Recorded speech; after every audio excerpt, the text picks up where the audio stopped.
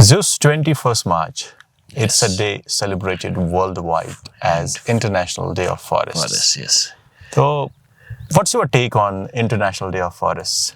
ये कि बस हमेशा सोचा like why people cut these trees down and how they can and अगर यही सब चलता रहा सोनिस future generation जी उन पर क्या इफेक्ट पड़ेगा, how they will survive without these trees, forests, और क्या हम survive कर पाएंगे. और पिछले कई सालों से हमने देखा if we talk about Kashmir जो ह्यूमन एनिमल कॉन्फ्लिक्ट है वो हर गुजरते दिन के साथ बढ़ता जा रहा है. और साहिल ये है कि we always blame animals for कि वो हमारी टेरिटरी में आते हैं. लेकिन पॉइंट इज कि हम उनकी टेरिटरी में घुस रहे हैं. पॉपुलेशन इंक्रीज हो रही है, गरस मंच घर चोर घर बना हो कुन and we are invading in their habitat और उस वजह से जो उनका कॉन्फ्लिक्ट है एनिमल ह्यूमन कॉन्फ्लिक्ट वो बढ़ रहा है.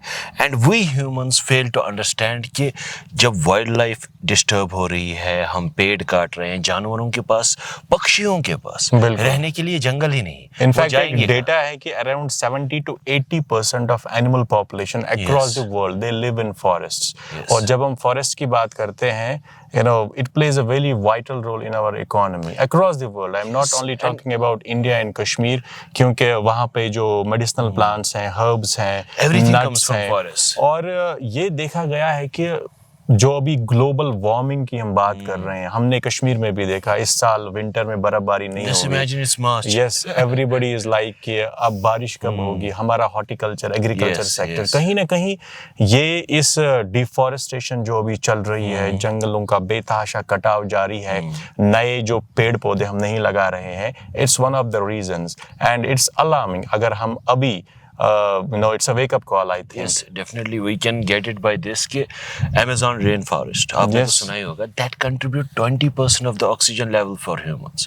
Right. मतलब millions of hectares में फैला हुआ है और न जाने ऐसे कितने जंगल है जो बिना कुछ मांगे बिना कुछ कहे humans के लिए, इस दुनिया के लिए, planet earth के लिए contribute कर रहे हैं. And what humans are doing, we are just cutting those trees off. आप देखिए human invasion जहाँ पर भी होता है, humans जहाँ भी interfere करते हैं, वाइल्ड लाइफ जो है डिस्टर्ब हो जाती है. फिर धीरे धीरे पेड़ गायब होने लगते हैं. And we give reasons like अहनज ज़रूरत पेवा, अहनज बनावन छुना, अहनज शेयर होना, अहनज बस होना. But point is it is going to affect our future. At the end of the day, I believe it's our responsibility. जो ecological balance है, जो nature ने वो balance करने के लिए ये planet हमें दिया है, हमें इसको balance करना पड़ेगा. We have to contribute. कभी ऐसा दिन ना आए हमारी future generations के लिए कि हम उनके लिए कुछ भी छोड़ के ना जाए. आज की डेट में अगर हम forest आज 21st March की बात करें, across the world campaigns हो रहे हैं, events हो रहे हैं, लोगों को aware किया जा रहा है. It's not about every single day.